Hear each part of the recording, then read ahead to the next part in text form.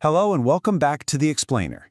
Today, we're diving into one couple's story of how they went from let's start a family to a positive pregnancy test all in just 1 month. So how did they do it? Let's get into their proactive playbook step by step. So our story kicks off with a couple, both in their early 30s. You know, they looked at their careers, where they were in life, and just felt it. They were ready. It was the right time. But for so many people, making that decision brings up a really big question right away. I mean, it's the first thing you ask yourself, right? You hear all of these stories from friends or online. Some people seem to get pregnant just by thinking about it, and for others, it takes a lot longer. So, what's normal? Let's look at the actual data to set some realistic expectations from the get-go. Okay, so check this out. For healthy couples in their early 30s who are, having regular intercourse, about half of them will conceive within the first 3 months. Give it 6 months, and that number jumps up to 70%. And by the 1-year mark, a full 90% of couples will have gotten pregnant. It really shows you how the odds just stack up over time. So the big takeaway here is that patience is absolutely essential. Yeah, it can happen super fast, but a timeline of up to 1 full year is considered perfectly normal. It's really only after that year of consistently trying that it's generally recommended to go have a chat with a doctor. Now, the couple in our story, they were part of that first-month success group. And they really feel it was because of all the proactive prep work they did beforehand. So let's unpack the specific steps they took that might have given them that extra edge. First up, and this is pretty much a non-negotiable for anyone even thinking about a pregnancy: folic acid.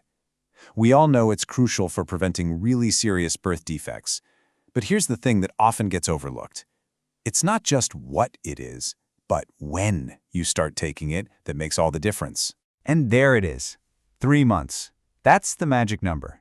The ideal time to start taking folic acid isn't when you get a positive test, or even when you start trying. It's at least 3 months before. Why? Because that ensures your body has plenty of it right from the moment of conception, which is when all that critical brain and spine development starts. And hey, if you really want to dial things in, you can get even more specific. There are genetic tests that show how well your body actually processes folic acid. If you've got the CC gene, you're good with a standard dose. But if you have a CT or TT type, your body's a little less efficient, and a higher dose is usually recommended. And of course, this preparation isn't a one-person show. Not at all. For the male partner, it's all about general health, because those lifestyle factors have a direct impact on sperm quality. So, keeping a regular schedule, avoiding smoking, cutting back on alcohol, and just being well-rested, it all plays a key part. Okay, so with the health prep covered, let's get to what is maybe the most critical piece of the puzzle: timing. Seriously, understanding your fertile window is an absolute game changer. This right here tells you everything you need to know about strategy. An egg? It's only viable for about 24 hours after it's released. But sperm can actually hang out and survive inside the female reproductive tract for 2, sometimes even 3 days. That time difference is everything. So this completely flips the script on what you might think. You don't want to wait for ovulation to happen and then act. The goal is to have sperm already there, waiting for the egg to arrive. That means you want to be having intercourse in the few days leading up to ovulation. So, how do you nail down that exact moment? Well, you can take the guesswork out of it. First, you get a rough estimate by counting back 14 days from when you expect your next period. Then, a few days before that date, you start using ovulation test strips. When you see 2 dark lines, that's called the LH peak, it means ovulation is about 12 to 24 hours away. That's your signal. That's your green light. And you gotta love this little moment from the couple's story. It's so relatable. She said the ovulation tests look so much like pregnancy tests that the first time she saw those 2 dark lines, she had a mini freakout, thinking she was already pregnant. It's an easy mix-up when you're new to all this. All right, so you've done the prep, you've nailed the timing, and then there it is. 2 lines on an actual pregnancy test. It is a huge, exciting, incredible moment. But what happens next? Well, the confirmation is actually a process. For this couple, it started with a really faint positive on a home test just 12 days after ovulation. A few days after that, they got a blood test to measure the exact levels of the HCG pregnancy hormone, and then the final definitive step comes around weeks 6 to 8, with that first ultrasound to see a heartbeat and make sure everything's implanted in the right place.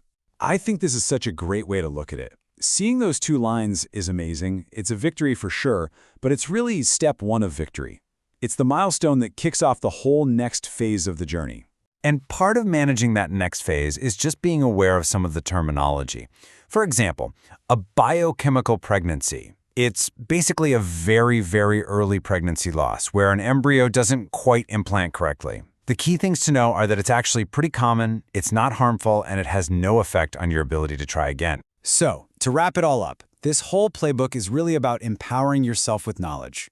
It's about prepping your health ahead of time, understanding and tracking your cycle, remembering that timing is all about the days before ovulation, and, this is a big one, trying to stay relaxed and remembering that a year is a totally normal time frame. And I want to leave you with this amazing mindset shift from the woman in our story, because it's just brilliant. She pointed out that we hear these difficult stories, but they're not the norm. She thought, listen, I don't have the kind of luck to win the lottery, so why would I assume I'd have the bad luck to become a horror story? It's all about focusing on the much, much higher chance of a happy outcome. This whole explainer has been about taking small, proactive steps to feel more in control of the process. So the final question is for you. What's one little thing you can do starting today to feel more empowered on your own journey? Thanks for joining us, and we'll see you on the next explainer.